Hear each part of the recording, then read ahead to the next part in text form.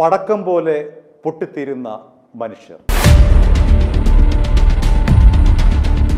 തമിഴ്നാട് വിതുര നഗറിനടുത്തുള്ള കട്ടനാർപ്പെട്ടി എന്ന സ്ഥലത്ത് പ്രവർത്തിക്കുന്ന ഒരു പടക്ക നിർമ്മാണശാലയിൽ ഇന്ന് സ്ഫോടനമുണ്ടായി മരിച്ചത് 19 പേരാണ്.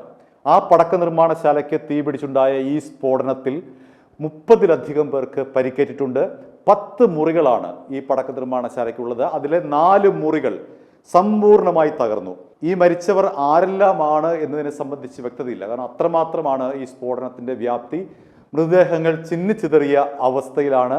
മാത്രമല്ല 8ഓളം പേർ തീവ്ര പരിചരണ വിഭാഗത്തിൽ ചികിത്സയിൽ കഴിയുകയാണ്. ഇവരുടെ പലരുടെയും നില ഗുരുതരമാണ് എന്നുള്ള ദുരന്ത വാർത്ത കൂടി വരുന്നുണ്ട്.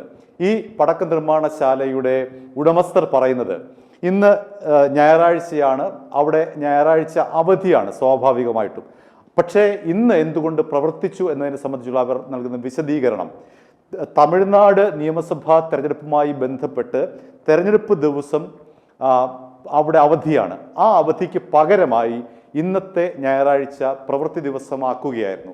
അതിൻ്റെ ഭാഗമായിട്ടാണ് ഇന്ന് ഈ പടക്ക നിർമ്മാണശാല തുറന്നു പ്രവർത്തിച്ചതും ഇത്തരത്തിൽ ദുരന്തമുണ്ടായതും. കേരളത്തിലേക്ക് വന്നു കഴിഞ്ഞാൽ 400 പേരാണ് ഇതുവരെയും ഈ പടക്ക സ്ഫോടനവുമായി ബന്ധപ്പെട്ട് അല്ലെങ്കിൽ വെടിക്കെട്ട് അപകടവുമായി ബന്ധപ്പെട്ട് മരിച്ചത്. അതിൽ ഏറ്റവും വലിയ അപകടം, ദുരന്തം എന്ന് പറയുന്നത് 2016 ഏപ്രിൽ 10 കൊല്ലം ജില്ലയിലെ പുറ്റിങ്ങൽ ദേവീക്ഷേത്രത്തിൽ നടന്ന വെടിക്കെട്ട് അപകടമാണ്. അതിൽ 110 പേരാണ് മരിച്ചത്.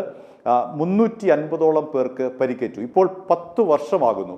2016 ഏപ്രിൽ ആണ് വെടിക്കെട്ട് അവിടെ നടന്നത്. ഇപ്പോൾ 2026 ഏപ്രിലാണിത്. 10 വർഷമായിട്ടും അവിടെ വിചാരണ ആരംഭിച്ചിട്ടില്ല എന്നുള്ളതാണ് ഏറ്റവും വലിയ ദുഃഖസത്യം.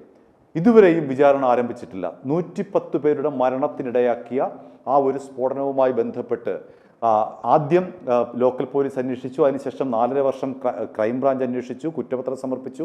പക്ഷേ വിചാരണ ആരംഭിച്ചിട്ടില്ല എന്നുള്ളത് വെടിക്കെട്ടിനേക്കാൾ വലിയ ഒരു നിയമപ്രശ്നമായി നമ്മുടെ മുന്നിൽ നിലനിൽക്കുന്നു. ഇനി കേരളവുമായി ബന്ധപ്പെട്ട പ്രധാനപ്പെട്ട വെടിക്കെട്ട് അപകടങ്ങൾ ഏതെല്ലാമാണെന്ന് നമുക്ക് പരിശോധിക്കാം. 1952 ശബരിമലയിലുണ്ടായ ഒരു വെടിക്കെട്ട് അപകടത്തിൽ 68 പേർ മരിച്ചു. പിന്നീട് തൃശ്ശൂർ പൂരം 1978 തൃശ്ശൂർ പൂരവുമായി ബന്ധപ്പെട്ട് ഒരു അമിട്ട് ലക്ഷ്യം കാണാതെ മറ്റൊരു ഭാഗത്ത് പോയി വീണ് 8 പേർ കൊല്ലപ്പെട്ടു. അതേപോലെ 84 തൃശ്ശൂർ കണ്ടശംകടവ് പള്ളിപ്പെരുന്നാളിൽ 20 പേർ മരിച്ചു.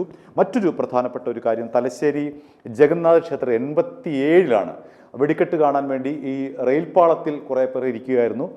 ആ ട്രെയിൻ വരുന്നത് അറിഞ്ഞില്ല ഇവർ, ഈ വെടിക്കെട്ടിൻ്റെ ശബ്ദം കൊണ്ട്. അത് ട്രെയിൻ കയറി 27 പേർ അന്ന് കൊല്ലപ്പെട്ടു. അതേപോലെ തന്നെ തൃപ്പൂണിത്തറയിൽ ഒരു പടക്ക നിർമ്മാണശാലയിൽ 10 പേരാണ് മരിച്ചത് 88. അങ്ങനെ 89 കണ്ടശംകടവ് പള്ളിയിൽ, 90 മലനട, 97 ചിയ്യാരം പടക്ക നിർമ്മാണശാല 6 മരണം, 98 പാലക്കാട് കഞ്ചിക്കോട് പടക്ക നിർമ്മാണശാലയിൽ 13 മരണം, 99 പാലക്കാട് ചാമുണ്ടിക്കാവ് ക്ഷേത്രത്തിൽ 8 മരണം, 2006 തൃശ്ശൂർ പൂരത്തിൻ്റെ അവിടെ വെടിക്കെട്ട് സാമഗ്രികൾ സൂക്ഷിച്ചിരുന്ന സ്ഥലത്ത് സ്ഫോടനമുണ്ടായ 7 മരണം, 2013 പാലക്കാട് പന്നിയം കുറിശ്ശിയിൽ 6 മരണം.